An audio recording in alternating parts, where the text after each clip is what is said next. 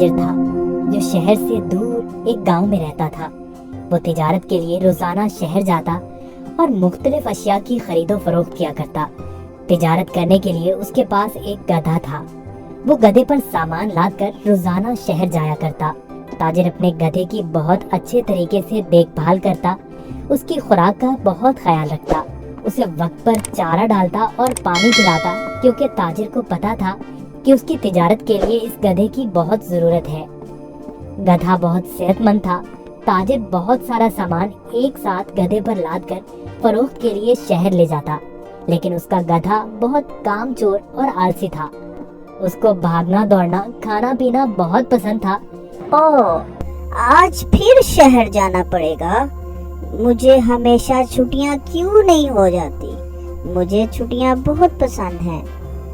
मेरे मालिक को तो हमेशा काम की ही पड़ी रहती है, पर मुझे फारिग रहना बहुत पसंद है। मेहनत करना तो बिल्कुल भी मुझे अच्छा नहीं लगता। ताजिर अपने गधे पर सारा सामान लादकर शहर ले जाता और ताजिर को शहर जाने के लिए एक नदी को पार करना पड़ता था। शहर जाकर वो सारा सामान बेच देता। ताजिर को हर रोज बाजार की मांग के मुताबिक अशिया की तिजारत करनी पड़ती थी। कभी कपास तो कभी नमक, कभी सब्जियां तो कभी फल। ताजिर को पता लगा कि बाजार में नमक की मांग बहुत बढ़ गई है। ठीक है, मैं बहुत जल्दी नमक लेकर आ जाऊंगा। उसने अपने गधे पर 4 बोरियां नमक की लादी और उसको मालूम हो गया कि 4 बोरियों का वजन काफी ज्यादा है। ओहो, मेरा गधा इतना वजन नहीं उठा सकता। इसका वजन थोड़ा कम करना पड़ेगा, यही ठीक रहेगा। उसने गधे की पीठ से एक बोरी उतार दी, फिर भी गधा आगे जाने के लिए तैयार नहीं था। ताजिर को अपने गधे का तो बहुत ख्याल था, पर उसको अपने गधे का पता था कि वो बहुत कामचोर और आलसी है। उसने एक छड़ी गधे की पीठ पर मारी और उसे बाजार में जाने की कोशिश करने लगा।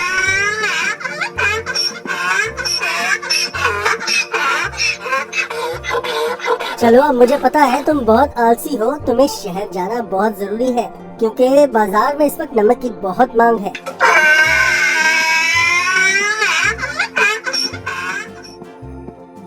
ताजिर ने सारा नमक फरोख्त कर दिया।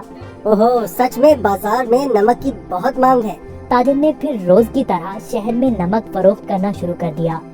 गधे पर कभी 3 तो कभी 4 बोरियां लादकर बाजार जाना पड़ता था, जिसकी वजह से गधा नाखुश था।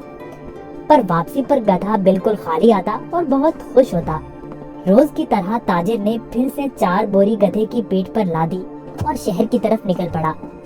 जब वो नदी के पास पहुंचा तो उसे पानी ज्यादा नजर आया। हमें बहुत ध्यान से आहिस्ता आहिस्ता चलना होगा ताकि हम पानी में कहीं गिर न जाएं। जैसे ही उन्होंने आधी नदी पार की, अचानक गधे का पाँव एक बड़े पत्थर से लगा और गधा फिसल गया और पानी में बैठ गया। ओहो, तुमने ये क्या किया? बोरियां तो अभी भी मेरी पीठ पर हैं, लेकिन मुझे इतना वजन महसूस नहीं हो रहा। ये एक जादुई नदी है।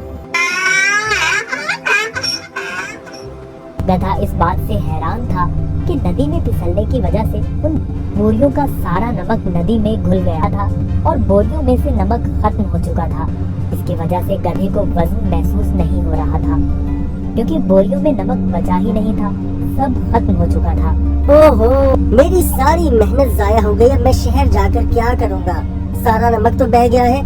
शुक्र है खुदा का, मेरा गधा तो सही सलामत है।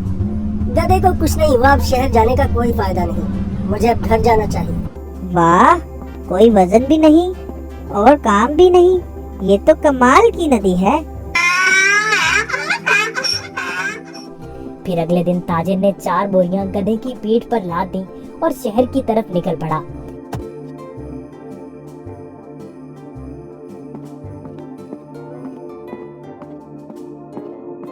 आहा, कल का दिन कितना अच्छा था। कोई काम भी नहीं करना पड़ा था। आज मुझे फिर काम करना पड़ रहा है। ठीक है, आज फिर से मैं आलसीपन दिखाता हूँ और अपना वजन कम करता हूँ। फिर तो मैं नदी से ही घर वापस जा सकता हूँ कल की तरह। वो एक जादुई नदी है जो मेरा वजन कम कर देती है। वो कल की तरह आज भी मेरी मदद करेगी।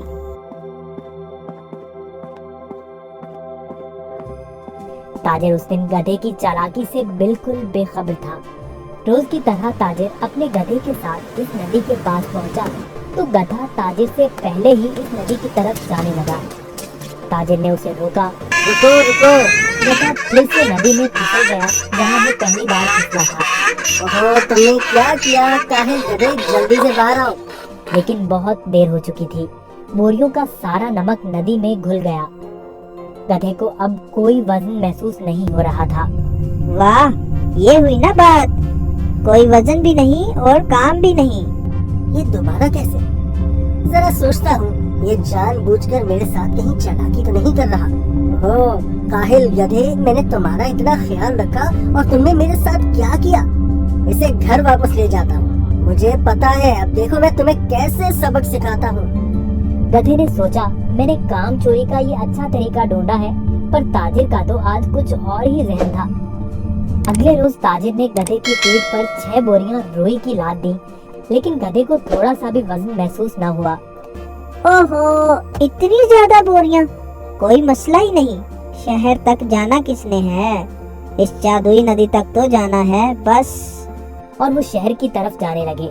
जब वो नदी के पास पहुंचे तो अचानक से गधा नदी पार करने लगा और उसी जगह पर फिसला जहां वो पहले फिसलता था। ताजिर बाहर खड़ा होकर ये सब मंजर देख रहा था। ओहो, ये मेरी पीठ पर इतना वजन कहाँ से आ गया?